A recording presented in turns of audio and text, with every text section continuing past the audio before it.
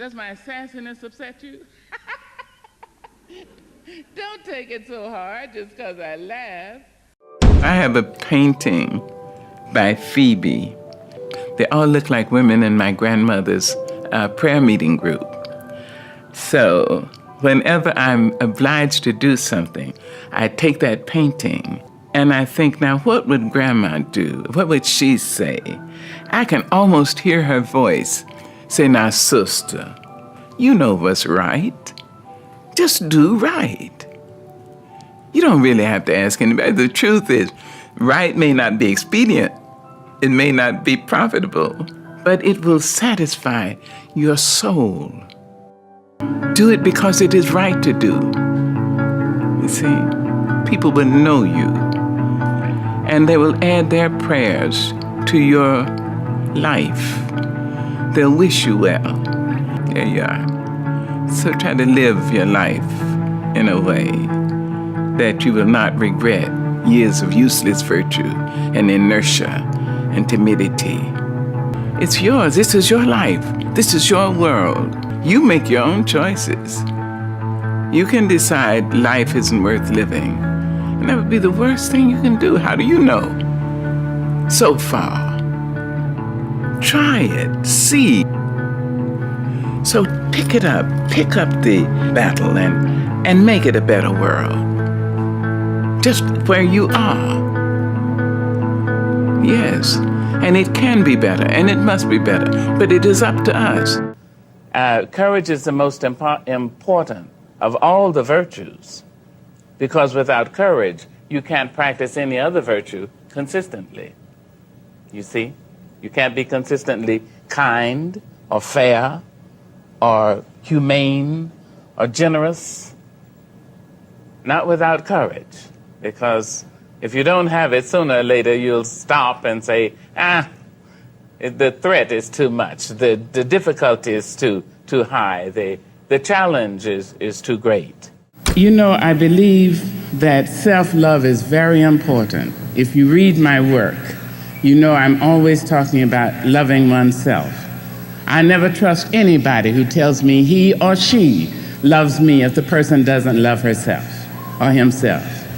So I like to look at self-love. It is very important that it comes from within, that you have a sense of yourself, so that when you walk into an office, you don't go alone. Bring your people with you. Bring everybody who has loved you with you. Say, Grandma, come on, let's go. Great-grandpa, you've been dead all this time. Come on, let's go. And when you walk in, people don't know what it is about you. They can't take their eyes off you. You may not be cute in the given sense. You may not be fashion model size in that particular sense. You may not be any of those things, but they can't take their eyes off you. And they say of you, in this incredible way, which I don't understand, they say, I don't know, but she has charisma. No, what you have is all those people around you. So think of that. Anytime you have anything to do, bring everybody with you that you can remember who has loved you. And then you have that sense of having been paid for. And when you walk in, people will say, now, I think you're overqualified. If you don't laugh, you will die. You know, you really must laugh. And if every human being in the world would admit it, he or she is the funniest person you've ever met. And the truth is, I mean, some people just rather be a little stodgy and boring and, you know. But the truth is, they themselves know that they're very funny.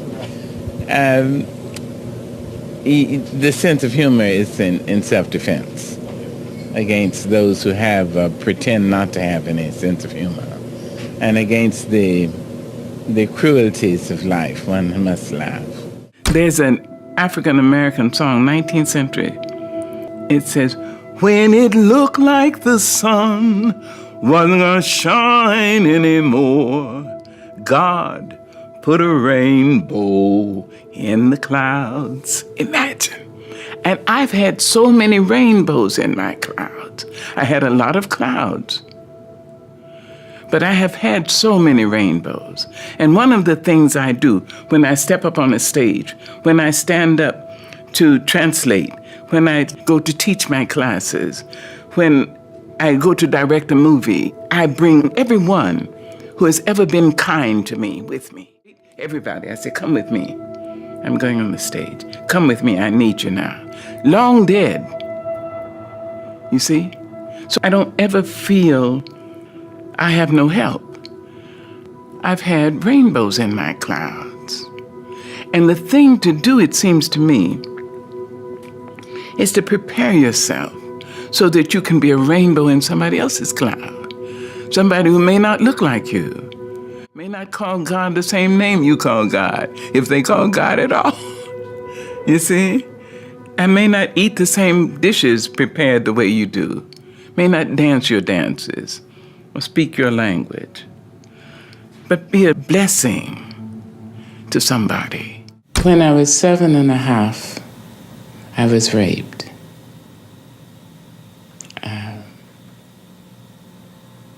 I won't say severely raped. All rape is severe.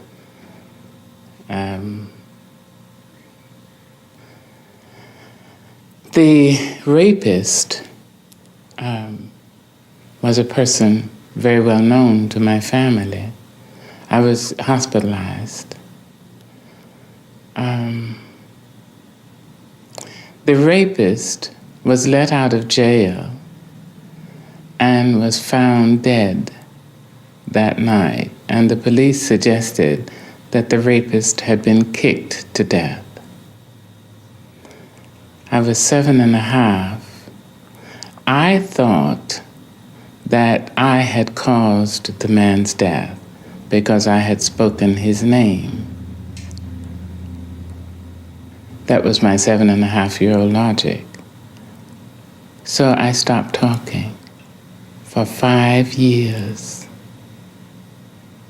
Now, to show you again how out of evil there can come good, in those 5 years, I read every book in the black school library. I read all the books I could get from the white school library. I memorized James Weldon Johnson, Paul Laurence Dunbar, County Cullen, and Langston Hughes.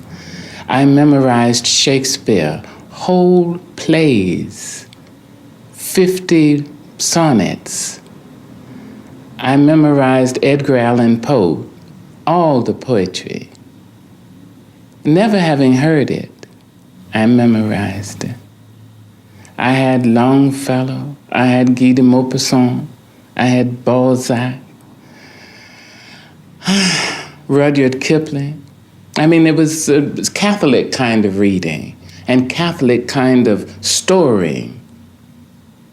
When I decided to speak, I had a lot to say and many ways in which to say what I had to say. I listened to the black minister. I listened to the melody of the preachers. And I could tell when they would start up on that kind of thing, when we know they mean to take our souls straight to heaven, or whether they meant to dash us straight to hell. I understood it. So out of this evil, which was a dire kind of evil, because rape on the body of a young person, more often than not, introduces cynicism. And there is nothing quite so tragic as a young cynic, because it means the person has gone from knowing nothing to believing nothing. In my case, I was saved in that muteness. You see, in the surada, I was saved. And I was able to draw from human thought, human disappointments and triumphs, enough to triumph myself. We don't understand talent. We don't understand electricity. We probably use 1 billion of 1 billionth percentage, a degree so infinitesimal that we couldn't even say how little it is. You can plug into 2 holes in the wall You can light up a cathedral. You can light up a synagogue. You can light up a temple. Right. You can light up a surgery. Or you can electrocute a person strapped in a chair. Electricity makes no demands. It says, I'm here. That's right. If you are stupid, you will ill-use me. If you're intelligent, you will use me for the furtherance of your kind. Well, I think talent is like that. We don't know what it is, but a painter, maybe he or she is born with the eyesight to see depths, and you understand, to have... Sure. But that's physical. Maybe she is born with the throat that makes her sound like a bird, you know, a coloratura, lyric soprano, baritone. But singing has very little to do with voice. It is okay, but if it really was about voice, Ray Charles and Willie Nelson wouldn't be mentioned. That's talent. That's talent. I don't know it. I mean, I thank God I have it, but I think every person born is born with talent. There's a place in you that you must keep inviolate. You must keep it pristine, clean, so that nobody has the right to curse you or treat you badly. Nobody, no mother, father, no wife, no husband, nobody. Because that may be the place you go to when you meet God. You have to have a place that you say, stop it, back up. Not you here. Must not, no. No. Absolutely. And that's one I told you 25 years ago. Yes. Say no when it's no. Yeah. Say so. Back it up.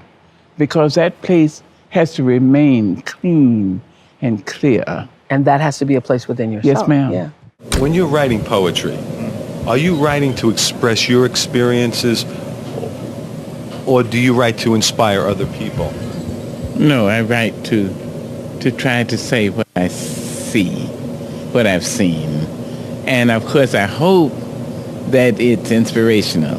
When you were writing Phenomenal Woman, did you realize how many millions of women would be inspired by that? No, I don't realize any of that. I just do the best I can. You may write me down in history with your bitter, twisted lies. You may trod me in the very dirt, but still like dust, I'll rise. Does my sassiness upset you? Why are you beset with gloom? Just because I walk as if I have oil wells pumping in my living room. Just like moons and like suns with the certainty of tides, just like hope springing high, still I rise. Did you want to see me broken, bowed head and lowered eyes, shoulders falling down like teardrops, weakened by my soulful cries? Does my sassiness upset you?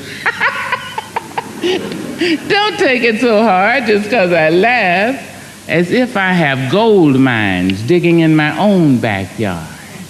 You can shoot me with your words, you can cut me with your lies, you can kill me with your hatefulness, but just like life, I rise. Does my sexiness offend you? Oh. Does it come as a surprise that I dance as if I have diamonds at the meeting of my thighs? Out of the huts of history's shame I rise. Up from a past rooted in pain I rise. A black ocean leaping and wide, welling and swelling and bearing in the tide. Leaving behind nights of terror and fear I rise. Into a daybreak miraculously clear I rise, bringing the gifts that my ancestors gave. I am the hope and the dream of the slave. And so, wow. There I go.